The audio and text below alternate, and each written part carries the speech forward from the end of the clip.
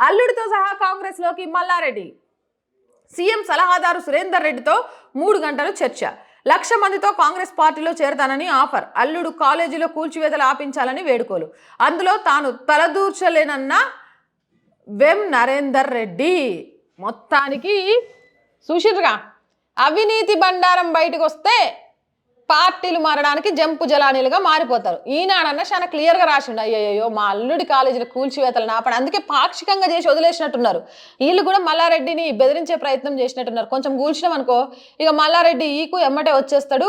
మల్లారెడ్డి ఇలాంటోడు మన పక్కన ఉన్నాడంటే ఖజానా ఉన్నట్టే, రేపు లోక్సభ ఎన్నికలకు బాగా ఉపయోగపడతారు అనుకున్నారేమో. కొంచెం పైన కూల్ చేసిండ్రు, మొత్తం తీయలేదని నేను ఆర్టికల్ చదివిన. గది ఎంతవరకు నిజమో తెలియదులే కానీ, గదే కనుక నిజమైతే ఇంక ఇప్పుడు మల్లారెడ్డి అల్లుడితో సహా కాంగ్రెస్లోకి దూరడం. ఇప్పుడు కూడా కాంగ్రెస్ ఎట్లాగో 15 మంది ఎమ్మెల్యేలలో వీళ్ళు కూడా ఉన్నారో ఏమో. అయినా మల్లారెడ్డి అన్న కొంచెమన్నా ఒక్క పార్టీ మీద నేతలేదా? కేసీఆర్ దేవుడు అన్నావు, ప్రధానమంత్రి కావాలన్నావు, కేసీఆర్కి సేవకున్నన్నావు, కేసీఆర్ని చూసి నేర్చుకోవాలన్నావు, గిదే రేవంత్ రెడ్డిని పొట్టు తిట్టినావు, రెడ్డి రాజకీయాలు చేస్తాడని చెప్పినావు. ఈరోజు మంచిగానే ఉందా? అల్లుడి కాలేజీకి కష్టాలు వచ్చేసరికి కేసీఆర్ శత్రువు, రేవంత్ మిత్రుడైపోయిందా? బీఆర్ఎస్ పార్టీ నచ్చలే, కాంగ్రెస్ పార్టీ మంచిగా అనిపించిందా?